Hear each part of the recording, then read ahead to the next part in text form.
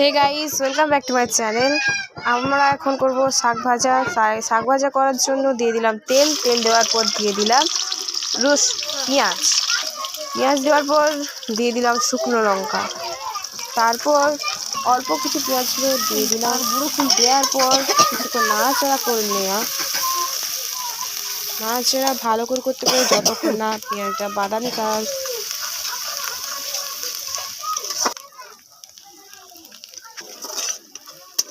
মাছটা আগে রেঁধে নিলে ভালো ছিল। মাছটা